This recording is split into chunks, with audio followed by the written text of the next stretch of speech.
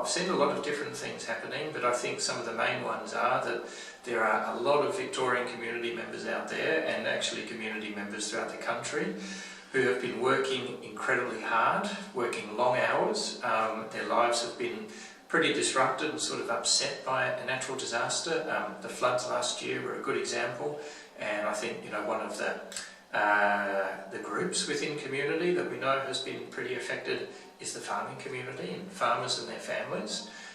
for a whole mixture of reasons. But I was even just listening to a farmer a couple of weeks ago in rural Victoria talking about how he is just working around the clock at the moment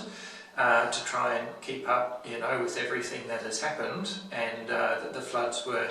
disruptive, and he's still dealing with the after effects of that. Most of the time, people who haven't been through the actual natural disaster and aren't having the lived experience, they move on pretty quickly. They forget about it within a few days or a week, and in particular when the news stops reporting it.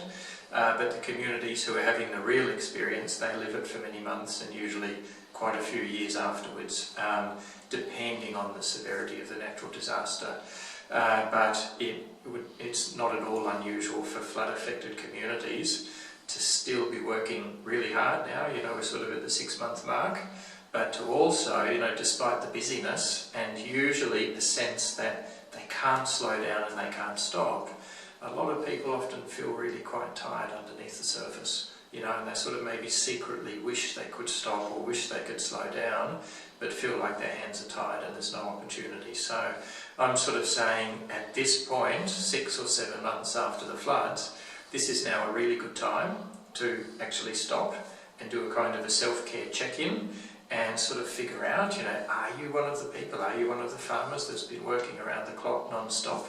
But to also give some thought to other people in your life as well, so family members, partners, wives,